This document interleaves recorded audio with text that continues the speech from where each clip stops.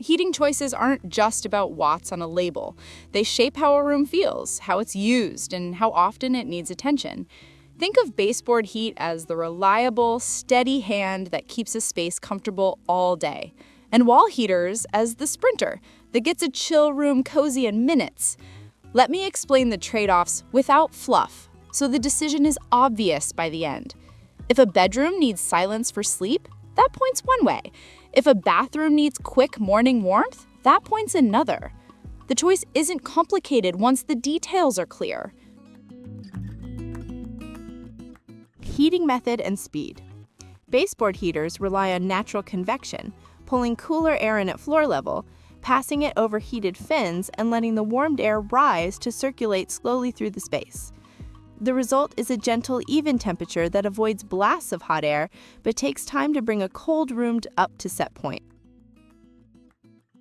Wall heaters often add a fan or a tighter convective chimney, so they push warmed air into the room quickly and mix it faster, which shrinks warm-up times noticeably.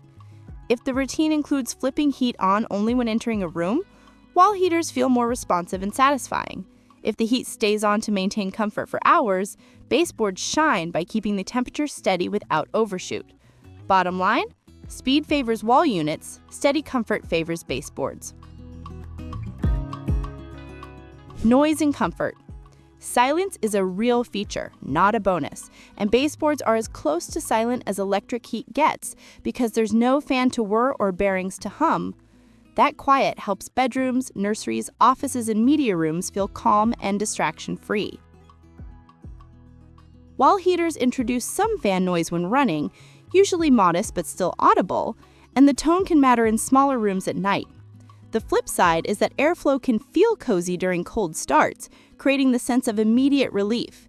If the room's main job is rest, study, or recording, quiet wins.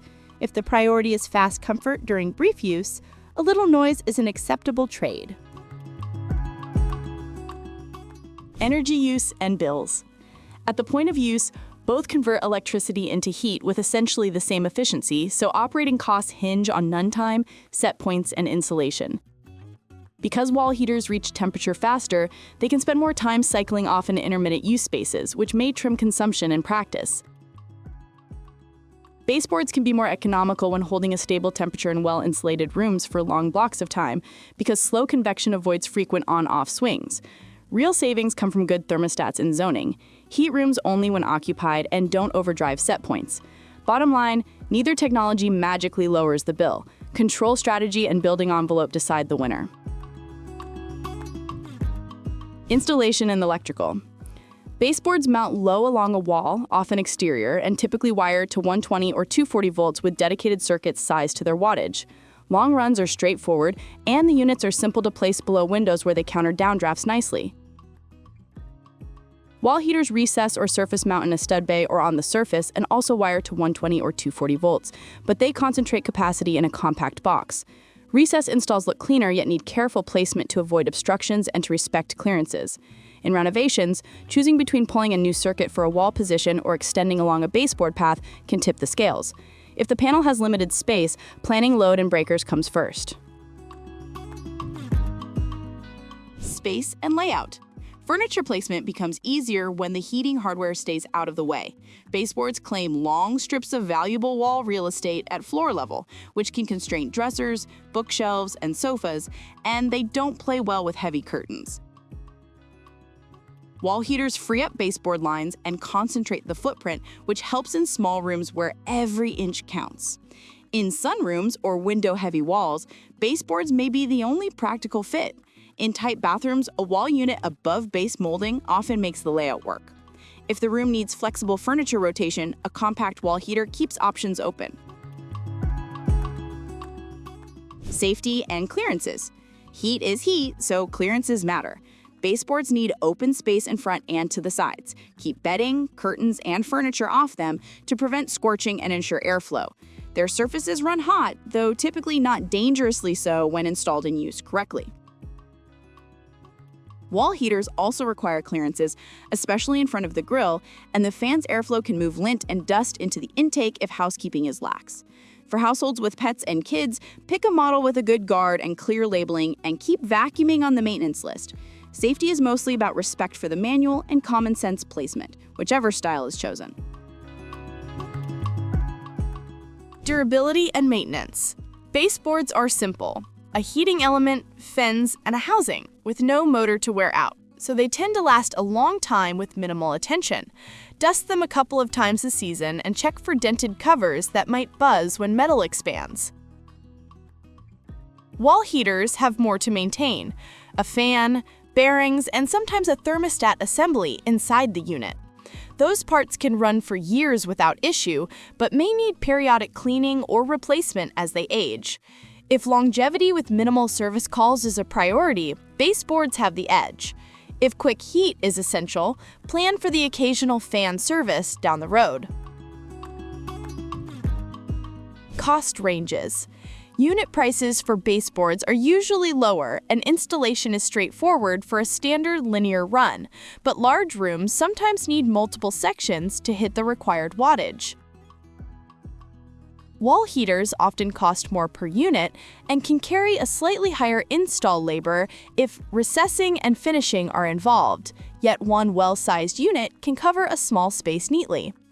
Over the life of the system, maintenance costs remain low for both, with baseboards likely winning on parts longevity and wall heaters offsetting some costs by reducing runtime in intermittent use rooms.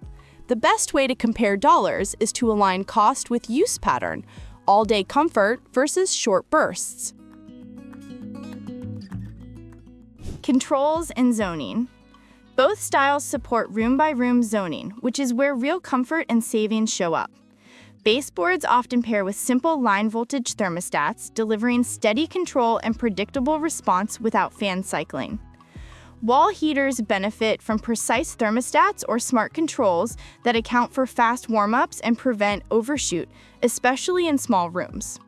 Adding occupancy or schedule-based control helps either system cut waste without sacrificing comfort. The more targeted the control, the less energy gets burned on empty rooms. Air quality and drafts. Air movement changes how warmth feels. Baseboards move air gently, which means fewer drafts and less dust stirred into circulation. People sensitive to airflow often prefer that stillness.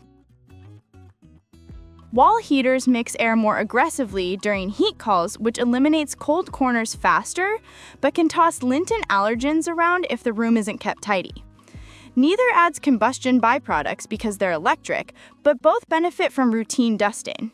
If the goal is calm, even warmth with minimal air motion, baseboards win. If the goal is fast, uniform mixing, wall units feel better. Best fit by room. Match the heater to the way the room is used.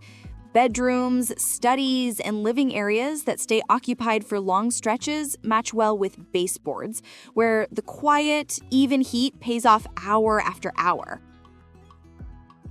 Bathrooms, mudrooms, workshops, and guest rooms that get sporadic use suit wall heaters, where a quick blast solves the cold start problem and then gets out of the way. In window-heavy spaces with little wall area at floor level, baseboards may be the only workable choice.